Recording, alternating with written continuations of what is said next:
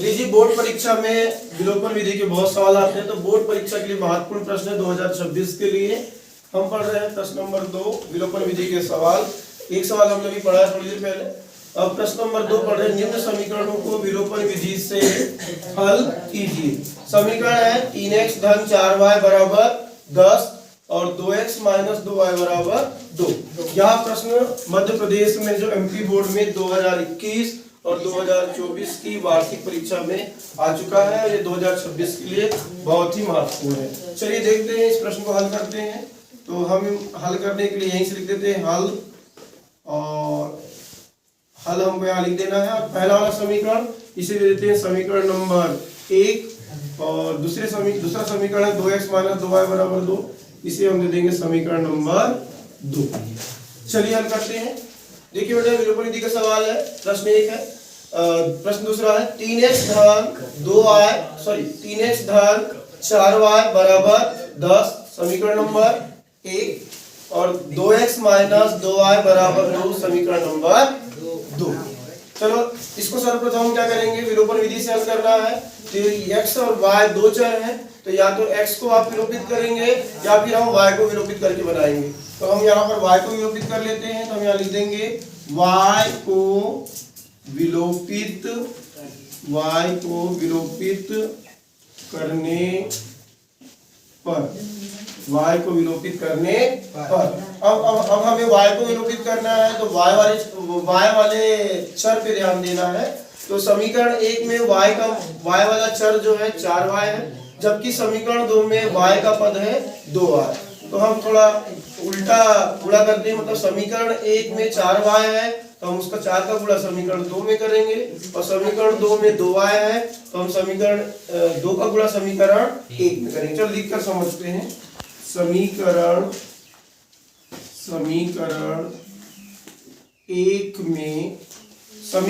1 में 4y है, पर हमें 4 का गुणा नहीं करना है, 2 का गुणा करना है। तो समीकरण 1 में 2 का गुणा, और इसी प्रकार समीकरण 2 में हमें गुणा करना है 4 का। समीकरण 2 में 4 का गुणा करके देखना है, जोड़ना है कि घटाना है। अब y को विलोपित कर रहे हैं तो y वाले पद को देख लीजिए, तो 4y आपका प्लस में है और 2y आपका है माइनस में। तो एक प्लस में है एक पद और एक पद माइनस में है, मतलब असमान चिन्ह है, एक प्लस और एक माइनस। असमान चिन्ह होने पर हम दोनों समीकरणों को जोड़ देते हैं। तो हम यहाँ लिखेंगे गुणा करके जोड़ने पर, हम दोनों समीकरण को गुणा करते हैं फिर जोड़ेंगे। समीकरण 1 में हमें गुणा करना है 2 का, तो गुणा कर लेते हैं। 2 का पहाड़ा पढ़ लेंगे 3 बार, तो 2 तिया 6x। फिर इसी प्रकार 2 का गुणा कर लेंगे धन 4y में, तो धन की धन 2 चौं 8y। फिर इसी प्रकार 2 का गुणा करेंगे 10 में, बराबर है तो बराबर 2 दाम के 20। इसी प्रकार हमको समीकरण 2 में 4 का गुणा करना है, तो 4 का पहाड़ा पढ़ लेते हैं समीकरण 2 में। 4 दूनी 8x, धन माइनस है तो माइनस। 4 का पहाड़ा पढ़ेंगे 2 में, तो 4 दूनी 8y बराबर की बराबर, और 4 दूनी 8। अब हमने यहाँ लिख दिया। दोनों समीकरण को जोड़ने पर, जोड़ना है तो जोड़ने के लिए हम यहाँ पर प्लस का चिन्ह लगा देंगे, बातचीत नहीं करें, प्लस का चिन्ह लगा दिया। अब 6x में हमको 8x जोड़ना है, तो 6x और 8x हो जाएंगे 14x। इस प्रकार प्लस 8y से माइनस 8y को आप कैंसिल कर देंगे, ये कट जाएगा, बराबर की बराबर। अब यहीं पर आप 20 और 8 को जोड़ेंगे तो 20 और 8 हो जाएगा 28। अब हो गया 14x बराबर 28। अब हमें x का मान निकालना है, तो x बराबर आ जाएगा 28 के बटे में 14। अब हमको जो है 28 को 14 से भाग देना है, 14 एकम 14, 14 दूनी 28, तो x बराबर हो जाएगा 2। हमें यहाँ x का मान प्राप्त हो गया, x बराबर 2 आ गया। अब इस x के मान को आप किसी भी समीकरण 1 या 2 में रख करके y का मान आप निकाल सकते हैं। चलिए हम x का मान समीकरण 1 में रखते हैं। आप यहाँ लिख देंगे x का मान समीकरण x का मान समीकरण 1 में रखने पर, x का मान समीकरण 1 में रखने पर, चलिए x का मान समीकरण 1 में रखते हैं। समीकरण 1 को ध्यान दीजिए आप, क्या है 3x धन 4y बराबर 10। 3 है तो 3x की 3, अब 3 के बाद है x, तो x का मान हम रखेंगे कितना 2, तो x की जगह रख देंगे आप 2, धन 4y की, धन 4y बराबर की बराबर, और 10 है तो आप यहाँ लिख देंगे 10। चलो इसको हल करते हैं।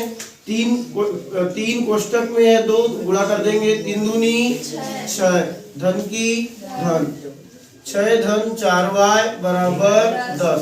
अब हम यहाँ पर 6 का पक्षांतर कर लेंगे, 4y की 4y बराबर 10 की 10, और 6 प्लस में है, पक्षांतर करेंगे तो 6 हो जाएगा माइनस में, तो 10 माइनस 6।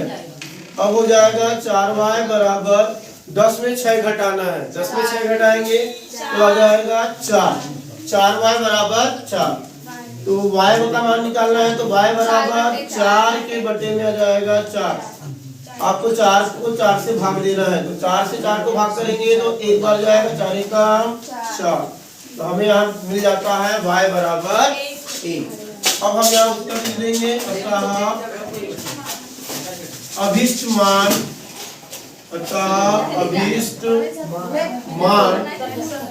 x बराबर, x का मान हमें मिल गया 2 और y बराबर 1। चलिए अब हम देख लेते हैं, ये हमारा x का मान 2 आ गया और y का मान 1, ये हमारा हो गया आंसर, उत्तर।